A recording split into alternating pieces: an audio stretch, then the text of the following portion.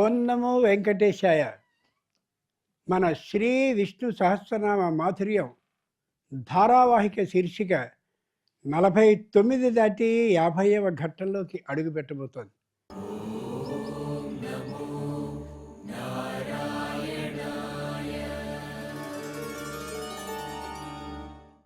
ఎంత అద్భుతమైనటువంటి ఆనందంతో శ్రోతలందరూ ప్రేక్షకులందరూ కూడా ఈ కార్యక్రమాన్ని ఆదరిస్తున్నారనే విషయం వచ్చేటటువంటి ఉత్తరాల ద్వారా, మెసేజ్ల ద్వారా, ఫోనుల ద్వారా తెలియచేస్తూ ఉంటే ఇప్పటి వరకు ఈ కార్యక్రమాన్ని ప్రారంభించకపోవడం మాదే దోషమని అంత స్థాయిలో చేస్తుండటానికి చాలా ఆనందపడుతున్నాం.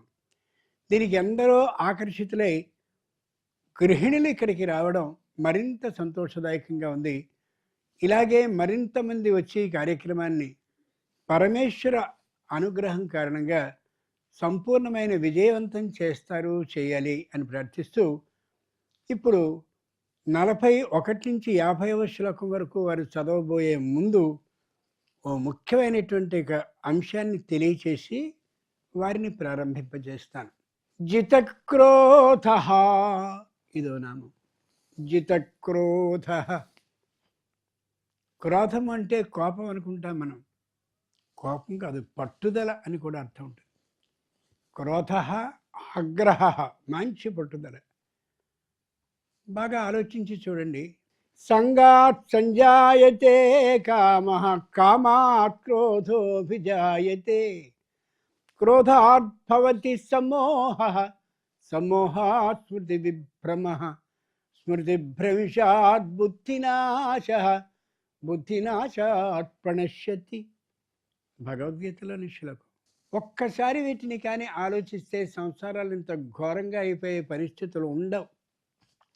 సంగాత్ సంజాయతే కామః, ఎవరితో సంబంధాన్ని దగ్గరగా పెట్టుకుంటున్నామో వాళ్ళ ఆలోచనలు, లక్షణాలు మనకు వస్తాయి. మనం పిల్లలందరినీ బళ్ళలో చేర్చేసి కట్టాల్సిందంతా కట్టేసి అబ్బో వాళ్ళు బ్రహ్మాండంగా చదివేసుకుంటున్నారు అనుకోకూడదు. ఎవరితో సహవాసం, కలిసి వాళ్ళు తిరుగుతున్నారు, ఆ అభిప్రాయాల్ని వీళ్ళ అభిప్రాయాల్ని వాళ్ళు పంచుకుంటున్నారు చూసుకోవాలి. కామాత్ క్రోధోభిజాయతే, అమ్మా నాకు ఇది కావాల్సిందే అని అన్నప్పుడు మనం ఇయ్యకపోతే క్రోధోభిజాయతే, కోపం ప్రారంభమవుతుంది. అయిపోవడమే కాదు, ఆ పట్టుదల కారణంగా క్రోధాత్ భవతి సమ్మోహః, అక్కడి నుంచి బుర్ర ఏమాత్రము పని చేయనటువంటి స్థితి వస్తుంది. తన పని మనం అన్నది చేయటం లేదనే అభిప్రాయంతో. క్రోధాత్ భవతి సమోహ, సమోహాత్ స్మృతి విభ్రమః, చేసేది ఏమిటి చేస్తున్నాం, చేయొచ్చా చేయకూడదా ఏమీ తెలియదు. స్మృతి భ్రంశాత్ బుద్ధినాశః, అమ్మనే తిడుతున్నావా, నాన్ననే తిడుతున్నావా, గురువునే తిడుతున్నావా, చేసే పని సరైందేనా కాదా ఏమీ తెలియదు. బుద్ధినాశాత్ ప్రణశ్యతి, పూర్తిగా నశిస్తాడు. పూర్వపు రోజుల్లో రాజులు ఎవరైనా బంగారు పథకాన్ని కానీ ఓ పాండిత్యంలో, ఓ మల్ల విద్యలో, ఇంకో దాంట్లో సాధిస్తే ఆ పథకాన్ని ఇచ్చేటప్పుడు ఆ తల్లిని తండ్రిని పిలిచి ఇచ్చేవారు. వాళ్ళ మధ్యలో ఈ పిల్లాడిని నిలబెట్టి. ఎందుకని? మంచి పిల్లవాడిని తయారు చేశారు, చక్కగా వీడిని పెంచారు. ఒక పొలాన్ని చాలా జాగ్రత్తగా రక్షించినటువంటి రైతు ఎంతో దాని మీద ఫలసాయాన్ని పొందుతూ ఉంటే ఎంత ఆనందం కలుగుతుందో అలా చాలా బాగా పెంచారమ్మా మీ ఇద్దరును. అలాగే ఆ రోజుల్లో ఎవరైనా దొంగతనం చేయడం కానీ, చేయరాని పని కానీ ఆ ఊళ్ళో, ఆ దేశంలో చేస్తే ఆ తల్లిదండ్రుల మధ్య వాడిని నిలబెట్టి చూపించేవారు. వీళ్ళు ఈ దేశానికి ఈ దరిద్రం పట్టించినటువంటి వాళ్ళు అని. అది ఎంత గొప్పదైనటువంటి పద్ధతి ఆ రోజుల్లో. వీడికి ఎందుకు ఈ పద్ధతి ఇలా వచ్చింది? సంగాత్ సంజాయతే కామః, ఆ ఏర్పాటు. అశ్వత్థామ అద్భుతమైనటువంటి బ్రహ్మచర్యాన్ని పాటించేటువంటి వాడు, శివపూజని సామాన్యంగా చేసేటటువంటి వాడు కాదు. కృష్ణుడంటూ కురుక్షేత్రంలో ఎప్పుడైనా భయపడిన సంఘటన ఉంది అంటే ఈ అశ్వత్థామ వస్తున్నాడా అని చూసుకుంటూ ఉండేవాడు. ద్రోణాచార్యుని పుత్రుడు. ఆ బుద్ధిలో మొత్తం అంతా కూడా ధనుర్విద్యని బ్రహ్మాండంగా కలిగినటువంటి వాడు. పూర్వం రోజుల్లో అది ఉండేది. తండ్రి ఏ విధమైనటువంటి వృత్తి చేసేవాడో పిల్లలు కూడా అదే వృత్తిని చేస్తుండేవారు. పుట్టుకతో ఆ విధమైనటువంటి బుద్ధికి సంబంధించిన లక్షణాలు ఉంటాయి కదా! అది వాడికి జన్మతః కొంత సంక్రమిస్తుంది. తండ్రి చేసే వృత్తినే పిల్లవాడు కూడా చేస్తూ ఉంటే సహజంగా పుట్టుకతో కొంత వచ్చేస్తుంది. వీడు నేర్చుకునేది ఉంటే చాలా అద్భుతంగా రాణించగలుగుతాడు. ఈ యశ్వత్థామస్సంగాత్ సంజాయతే కామః. దుర్యోధనుడి పక్షాన్ని చేరాడు. వాడి లక్షణాలన్నీ వీడికి అబ్బాయి. అబ్బి ఇష్టం వచ్చినట్టుగా ప్రవర్తించడం మొదలెట్టాడు. పాండవులు చిన్నపిల్లలందరూ కూడా వాళ్ళు ఉప పాండవులు అంటారు. ద్రౌపదీదేవికి ధర్మజ, భీమ, అర్జున, నకుల, సహదేవులు 5గురికి పుట్టినటువంటి పిల్లల్ని ఎక్కడో ఒక సత్రం లాంటి ప్రదేశంలో చిన్న పిల్లలు నిద్రపోతూ ఉన్నటువంటి శిశువులు ఉంటే వాళ్ళ తలని మొత్తాన్ని కోసాడు వాడు. ఆలోచించారా? కారణం ఒకటే, భగవంతుడంటూ ఎవరికైనా సరే వరాన్ని ఇచ్చేవాడుగానే కనిపిస్తాడు తప్ప శాపాన్ని ఇయ్యడు. శ్రీకృష్ణుడు భగవంతుడైనటువంటి వాడు శాపాన్ని ఇచ్చాడంటే ఈ అశ్వత్థామకి మాత్రమే ఇచ్చాడు. కారణం తండ్రి పట్టించుకోకపోవడం. పగలు, రాత్రి, మధ్యాహ్నం, సాయంత్రం పూర్తిగా మేము వ్యాపారం చేస్తుంటామండి. 23 గంటలు నువ్వు వ్యాపారంలోనే నిమగ్నం అయితే, నీ పిల్లవాడు మరో వ్యాపారంలో నిమగ్నం అయితే చివరికి సంసారం ఏమవుతుంది? ఎవడి కోసం నువ్వు సంపాదిస్తున్నావో అది మొత్తం ధ్వంసం అయిపోవటంలా చూసుకోవాలి. అంతటి ఘోరమైన నీచమైన పని చేశాడు వాడు. అంచేతనే శ్రీకృష్ణుడు శపించాడు ఆ రోజున. అంచేత సంబంధం ఎవరితో పెట్టుకుంటున్నారు అనేది ఆలోచించుకుని చూసుకోవాలి. జితక్రోధ. ఈ అశ్వత్థామ లాంటి వాడే ఇంకోడు ఉన్నాడు. వాడు అట్లాగే ఉంటాడు. బ్రహ్మాండమైనటువంటి ఈ లక్షణాలు కలిగిన అశ్వత్థామ అద్భుతమైన తపస్సు చేశాడు.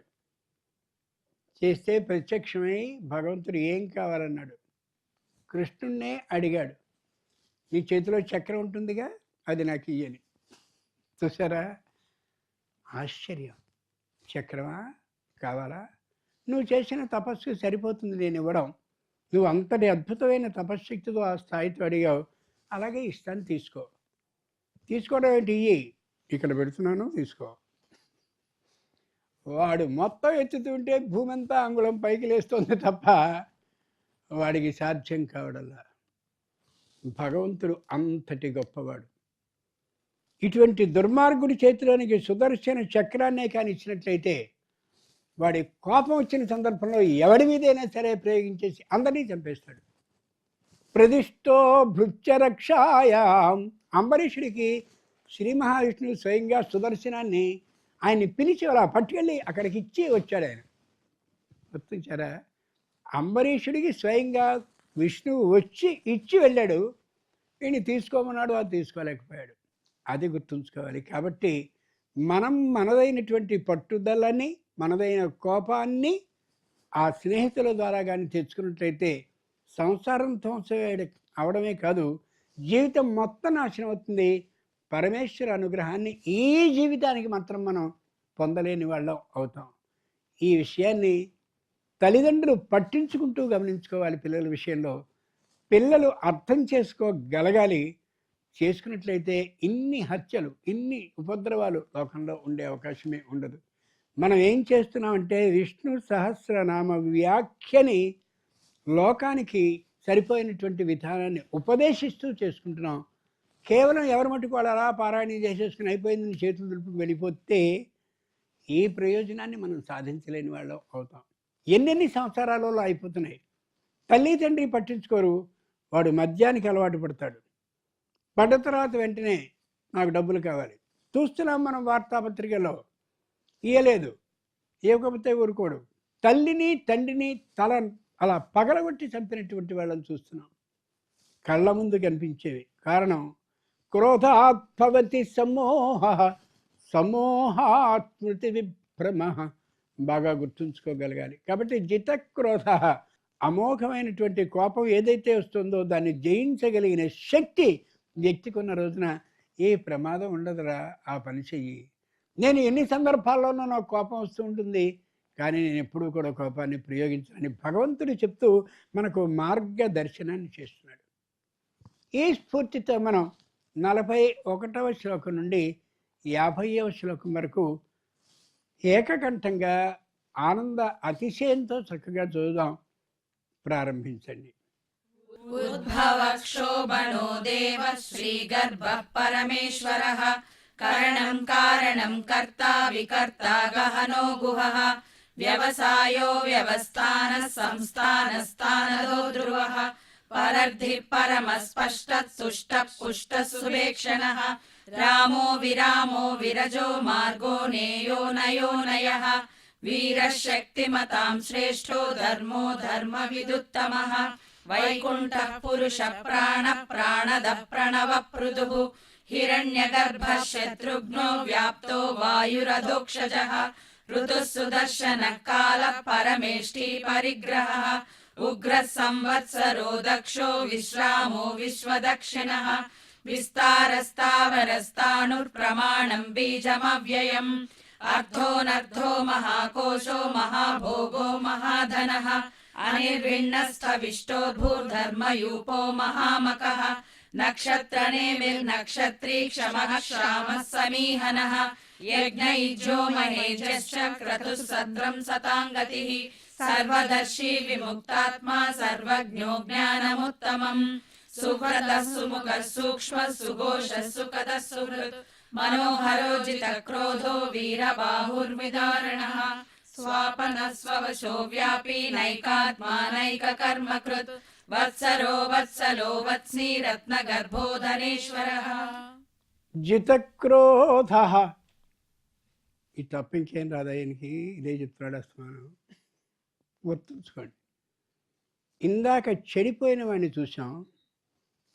మంచి కోపం వచ్చిన తర్వాత ఏం చేశాను తప్పు, పొరపాటైంది అని తనని తాను దిద్దుకున్నవాడిని చూడబోతున్నాం మనం. కోపం రావడం తప్పు కాదు, వస్తూ ఉంటుంది కొన్ని సందర్భాల్లో. దాన్ని అదుపు చేసుకుని బాగుపడ్డటువంటి వాడి చరిత్రని చదువుకున్నట్టయితే ఓహో మనం ఇలా మార్చుకుంటే బాగుంటుందన్నమాట. భాగవతంలో కనిపిస్తుంది. ఆయన పేరు విష్ణు రాతుడు, విష్ణువు చేత రక్షింపబడ్డవాడు. భగవంతుడు ఈ వ్యక్తి చావబోయే స్థితిలో ఉన్నప్పుడు కావాలని రక్షించాడు అంటే నీతో పనుందిరా అనే కదా రక్షించాడు. ఆ విష్ణు రాతుడు పరీక్షిత్ ఆయనే. తన గర్భం లోపలికి బ్రహ్మాండమైనటువంటి అస్త్రాన్ని వేస్తే ఆ అస్త్ర బాధని భరించలేక తల్లడిల్లిపోతూ ఉంటే విష్ణువు స్వయంగా వచ్చి చక్రాన్ని విడిస్తే ఈ బాధ పెట్టేటటువంటి అస్త్రబాధని పరీక్షగా చూశాడు. ఆ విష్ణువు వచ్చి రక్షించడాన్ని పరీక్షగా చూశాడు. కాబట్టి అతనికి పరీక్షిత్తు అని పేరు పెట్టారు. ఎంత గొప్పవాడు పరీక్షిత్ అంటే, మనం గర్భంలో నుండి యువతలకి రావడానికి ముందు మనము భగవంతుని చూసాం, కానీ యువతలకు వచ్చాక మర్చిపోయాం. కానీ లోపల ఉన్నటువంటి పరీక్షిత్తు యువతలకు వచ్చిన తర్వాత నేను లోపల చూశానే ఒకడిని, వాడు ఎక్కడుంటున్నాడు అని చెప్పి నిరంతరం వాడిని పరీక్షగా పరిశీలిస్తూ చూసేవాడు. ఎక్కడ దొరుకుతాడని. మనం చూసాం, గుర్తులేదు ఆ రూపం, గుర్తు తెచ్చుకుంటున్నాడు ఆ రూపాన్ని పరీక్షిత్. ఆ పరీక్షిత్ ద్వారా భాగవత ఉపదేశాన్ని చేయించాలని ఆలోచించిన మహానుభావుడు ఎంత గొప్ప ఆలోచన చేశాడో. మంచి వేగంగా వేట మీద పెడుతుండేటటువంటి ఆ పరీక్షిత్తు దూరం తీసుకుపోతే ఓ మృగం అమాంతంగా దప్పిక వేసి రథాన్ని దిగాడు. దిగి ఎవరైనా మంచినీళ్ళు ఇస్తారా అని వైపులా చూశాడు. ఎవ్వరూ కనిపించలా. ఎవరో అక్కడ ప్రత్యేకంగా ఒక ఆయన సమాధి నిష్టలో ఉండి అద్భుతమైన తపస్సు చేసుకుంటూ కనిపించాడు. గబగబా అక్కడికి వెళ్ళాడు. చాలా జాగ్రత్తగా వినండి తల్లులారా, మంచినీళ్ళు కావాలి నాకు. చాలా వినయంగా సాత్వికమైన పద్ధతులు అడిగాడు, మంచినీళ్ళు కావాలి. ఆయన ఈ లోకంలోనే లేడు, అసలు ప్రపంచాన్ని కలగా భావిస్తూ సమాధి స్థితిలో ఉన్నాడు ఆయన. నేను రాజుని, ఇక్కడికి వచ్చాను, ఈయన దొంగ జపం చేస్తున్నాడు, నన్ను ఇవ్వట్లేదు, నేను వచ్చాను, మంచినీళ్ళు, గొంతు పెరిగింది. చూసారా, ఇది జరుగుతూ ఉంటుంది లోకంలో. అయినా ఆయనలో ఏమాత్రము మార్పు లేదు. ఈ దేశానికి రాజుని, వయసులో ఉన్నటువంటి వాడిని, చాలా కాలం రాజ్యం చేయగలిగిన శక్తి ఉన్నటువంటి వాడిని, మంచినీళ్ళు ఏమిటి, దొంగ జపం చేస్తూ కూర్చున్నావా, పెరిగిపోతున్నాయి. కోపం వచ్చినప్పుడు మనిషిలో ఇంకో మనిషి చేరతాడు, ఆడిస్టోడిగా మాట్లాడిస్తుంటాడు. అప్పటికీ ఆయన ఏం పలకరించలే. ఇలా చేస్తావా, నీ రోగం కుదిరిస్తాను చూడని మృతోరగమం కొని తెచ్చి, అక్కడ దగ్గరలో చూసి ఏమన్నా ఉందా అని, చచ్చిపోయిన పాము ఉంది. ఆ చచ్చిపోయిన పాము తీసుకొచ్చి మెడలో వేశాడు. పాముని మెడలో వేస్తే ఒక స్పర్శ అవుతుంది కదా, అప్పుడైనా ఆయన మెలకు రావాలిగా. పైగా చచ్చిపోయిన పాము కదా, వాసన వస్తూ ఉంటుందిగా. ఈ ఘ్రాణము పనిచేయటం లేదు, ఈ కళ్ళు సరే ఎప్పుడో పనిచేయటం లేదు, ఆ త్వక్ శరీరానికి ఉండే స్పర్శ కూడా లేదు. త్వక్ చక్షు శ్రోతృ జిహ్వా ఘ్రాణ, ఈ చెవులు శ్రోతృ ఇంత గట్టిగా మందలిస్తున్నట్టు మాట్లాడుతున్నా అవి లేవు. పంచ ఇంద్రియ శూన్య స్థితిలో ఆయన తపస్సు చేస్తున్నాడు. రోగం కుదిరింది అని వెళ్ళిపోయాడు. ఆలోచించి చూడండి, మహర్షులు తపస్సు చేసుకునేది ఎవరికైనా మంచినీళ్ళు కావాల్సి వస్తే ఇద్దామనా? కాదుగా. పోనీ మంచినీళ్ళు ఈయన ఇవ్వలేదు, చచ్చిపోయిన పావుని మెడలో వేశాడు, దాహం తీరిందా? లేదుగా. కోపం అంత పని చేస్తుంది. వెళ్ళిపోయాడు ఆయన. ఎవరో ముని బాలకులు దగ్గరగా ఉండేటటువంటి వాళ్ళు, ఆ జరిగినటువంటి సంఘటనని దూరంగా గమనించినటువంటి వాళ్ళు, అక్కడ వీళ్ళ అబ్బాయి పేరు, ఈయన పేరు శమీకుడు, అంటే జమ్మి చెట్టు ఎంత పవిత్రంగా ఉంటుందో అంత పవిత్రంగానూ జీవితాన్ని గడుపుతూ ఉండేవాడు. వాళ్ళ అబ్బాయి శృంగి అనేవాడు కనిపించాడు. రే, మీ నాన్న మెడలో ఎవరో చచ్చిపోయిన పావునేశారా? మా నాన్న మెడలో చచ్చిపోయిన పావును వేస్తాడా? కోపం చూడండి, ఇక్కడ వచ్చింది కోపం, అక్కడ వచ్చింది. కోపం రావడంలో రెండు విధానాలు ఉన్నాయి. ఇక్కడ వెంటనే ఎవరు వేశారు, ఏమిటి వేశారు, ఎందుకు వేశారు, ఏం జరిగితే వేశారు, ఇవేం ఆలోచించరా. హరిహరాదులు అడ్డిన కాక చచ్చుపో ఏడవనాడు. ఒకవేళ శ్రీ మహావిష్ణువు బ్రహ్మ అందరూ వచ్చి మామూలుగా వద్దురా నాయన పట్టించుకోక దీన్ని అని ఒకవేళ అడ్డినా సరే, 7వ రోజున తక్షక విషానల, ఏ తక్షకునేటటువంటి పేరు కలిగినాడో వాడి విష అగ్నికి ఖచ్చితంగా వాడు మరణించాలని శాపించాడు. మరణించాలి. పైగా ఎంత ఘోరమైన తక్షక ఫణీంద్ర విషానల హేతి హంకృతి. ఎంత శాపం ఎందుకు ఇచ్చాడు? పేర్లలో ఉంటుంది అర్థం. అక్కడ వీడి పేరు శృంగి. శృంగి అంటే కొమ్ములు కలిగినవాడు. శృంగం అంటే కొమ్ము, కొమ్ములు కలిగినవాడు. కొమ్ములు ఎవరికి ఉంటాయి? పశువుకు ఉంటాయి. పశువు మామూలుగా వెళుతున్నప్పుడు కలెక్టర్ గారు వస్తుంది అనుకోండి, కలెక్టర్ గారు కాబట్టి పక్కకి వెళ్ళాలి అనుకోదు, ఓ బోర్డు పొడుస్తుంది అంతే. అవునా కదా? ఆయన శమీకుడు, ఆయన మంచి యథార్థమైనటువంటి ఆ సమాధి స్థితిలో ఉన్నాడు. వీడికి ఆ పరిస్థితి లేదు, చేసేసాడు. 7 ఏళ్ల కుర్రాడు వాడు. పైగా వచ్చి నాన్నని చూడడానికి వచ్చాడు. శమీకుడు తపస్సు చేసే చోటుకు వచ్చి బోరున ఏడ్చాడు. ఎందుకని? ఆ చచ్చిపడ్డ పాముని చూసి. చచ్చిపడిన పాముని చూసి ఏడ్చేటటువంటి అంత భయం ఉన్నటువంటి ఆ కుర్రాడు ఇక్కడి నుంచి భయంకరమైన శాపాన్ని ఇచ్చాడు. గుర్తుంచుకోండి కోపం ఎలా ఉంటుంది అని. ఈ వార్తని శమీకుడు ఏం చేయాలయ్యా రాజా, ఈ దేశానికి రాజు నువ్వు, మా అబ్బాయి పొరపాటు చేశాడు, చాలా జరిగింది, అది ఏమనుకోకు నువ్వే కదా, ఇవేవో అనాలి. ఆయన ఏం చేశాడంటే, మా అబ్బాయి శపించాడు, నీకు మరణం తప్పదు, వాడి శాపం తిరుగులేనటువంటిది, నీ ఏర్పాటు నువ్వు చేసుకో. ఏమిటిది? భాగవతం ఎంత గొప్పగా ఉంటుంది. నీ ఏర్పాటు నువ్వు చూసుకో అన్నప్పుడు వచ్చి, ఇప్పుడు నువ్వు మెలకు ఉందిగా, కత్తితో నరికేస్తా అల్లా పరీక్షితు. ఏటకు వేట పోయితి, నేను వేటకు ఎందుకు వెళ్ళాను? వెళ్ళినటువంటి వాడిని దాహం వేస్తే అక్కడికి వెళ్ళడం ఏమిటి? వెళ్ళి మంచినీళ్ళు అడగడం ఏమిటి? ఆయన్ని అలా చచ్చిపడ్డ పావని వేయడం ఏమిటి? అది కోపం వచ్చి ఏదైనా ఇష్టం వచ్చినట్టుగా మాట్లాడేస్తే ఆలోచించుకుని నేను తప్పు చేశాను అని ఎవరైతే అనుకుంటారో వాడు నిజమైన భగవంతుడు. జితక్రోధ, అది భగవంతుడి లక్షణం. కోపం రావడం తప్పు కదా, రావచ్చు. వచ్చిన తర్వాత చేసిందంటూ మంది తప్పున్నట్టయితే ఆ తప్పుని జాగ్రత్తగా ఆలోచించుకోగలగాలి. అంచేత తల్లులు తండ్రులు అందరూ కూడా పిల్లల్ని కూర్చోబెట్టి వాళ్ళు మెత్తగా చక్కగా బాగా అలా అణువుగా ఉన్నప్పుడు ఈ చిన్న చిన్న మాటలతో మనకొచ్చిన భాషలో వాళ్ళకి అర్థం చెప్తే అది దృష్టి, మనసు, బుద్ధిలో పడిపోయి వాళ్ళు ఎప్పుడు ఇట్లాంటి తప్పు చేయరు. అది బాగా గుర్తుంచుకోండి. విష్ణు సహస్రనామం ప్రతి నామము కూడా పురాణంలో ఉండేటటువంటి ఒక కథకి అనుబంధం అవుతూ వ్యక్తుల యొక్క ప్రవర్తనని మారుస్తుంది. అందుకోసం కాదు ఈ విష్ణు సహస్రనామం ఇంత ప్రచురమైంది, ప్రాచుర్యంలోనికి వచ్చింది. ఈ స్ఫూర్తితో మళ్ళీ ఇదే 41వ శ్లోకం నుంచి 50వ శ్లోకం వరకే చూద్దాం. ఒకే ఒక్కసారి ప్రారంభించండి.